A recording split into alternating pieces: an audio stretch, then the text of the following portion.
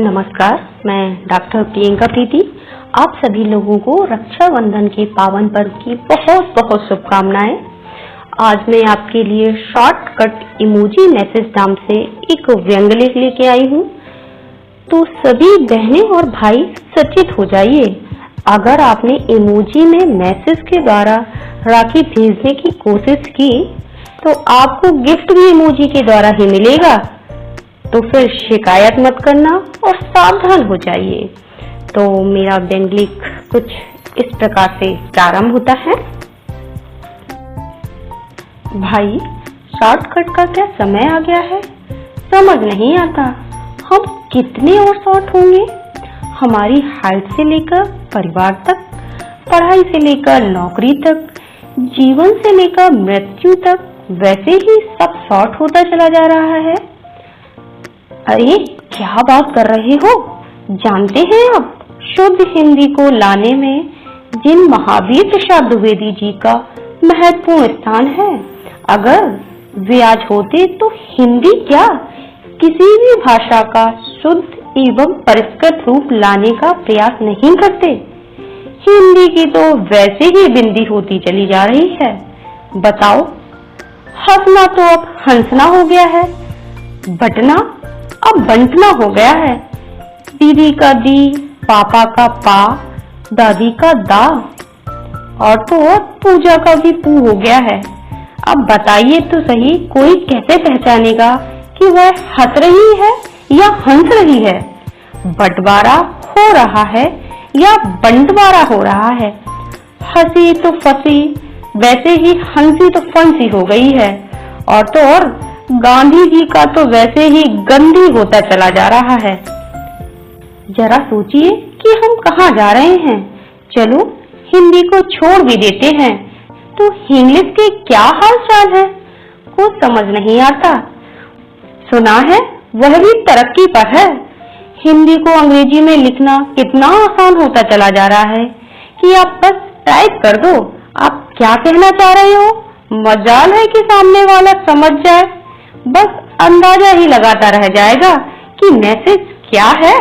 Good night का GN, good morning का GM, take care का TC, बिकॉज का BCU तथा हाउ आर यू का HAU, और तो बॉयफ्रेंड और गर्लफ्रेंड का BF और GF हो गया है।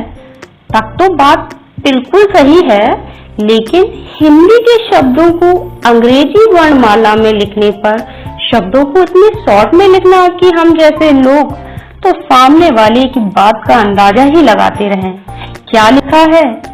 कभी कभी अंदाजा लगाते लगाते अर्थ का अनर्थ भी कर देते हैं। अब बताइए जनाब, अर्थ का अनर्थ नहीं होगा तो क्या होगा? जब मैसेज करने वाले से खुद पूछा जाए तो वह भी न बता पाए ये क्या है। जमाना ही शॉर्टकट और जल्दबाजी का है। कभी कभी तो लोग इतनी जल्दबाजी कर देते हैं कि मैसेज फॉरवर्ड करते हुए यह भूल ही जाते हैं कि यह मैसेज तो फला व्यक्ति ने ही भेजा था थोड़ी देर पहले। और तो और हद तो तब हो जाती है जब आप पूरा मैसेज उसके नाम के साथ ही सब जगह फॉरवर्ड कर देते हैं। अब कोई क्या कर सकता है, बेचारे भेजने और पढ़ने वाले। अरे भाई, अभी आपकी सुई कहाँ अटकी है? आपको पता नहीं है एक और नया ट्रेंड चला है क्या भाई? इमोजी वाला। कहते हैं मनुष्य ने अपने विकास के पहले चरण में सबसे पहले लिखना और बोलना संकेत चिन्हों के माध्यम से सीखा था। फिर धीरे धीरे विकास की सीढ़ी चढ़ते हुए वह फर्राटेदार बोलने और लिखने लगा, लेकिन अब वह फिर उल्टी गिनती गिनने लगा है संकेत चिन्हों के माध्यम से, और ये चिन्ह कहलाते हैं इमोजी।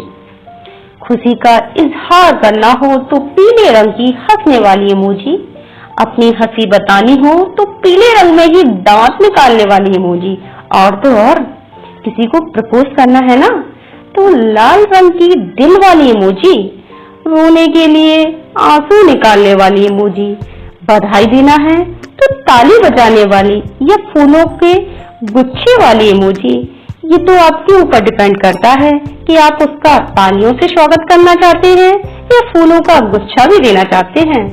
बहुत सारी इमोजियां हैं। ऐसा ही एक वाकया मेरे साथ हुआ। मेरे परिचित मित्र ने मुझे पीले रंग वाली इमोजी में चश्मा लगाकर भेजा। भाई, कई घंटे बैठकर सोचना पड़ा इसका क्या मतलब हो सकता है। आई फ्लू का दौर चल रहा था तो मैंने अंदाजा लगाते हुए पूछ लिया, क्या आपको आई फ्लू हो गया है? तो फिर उन्होंने एक आंख में चश्मा लगाने वाली इमोजी भेजी। मुझे आज तक समझ नहीं आया इस इमोजी का क्या मतलब है। अगर फिर पूछती तो नई इमोजी तैयार है, हिम्मत ही नहीं हुई।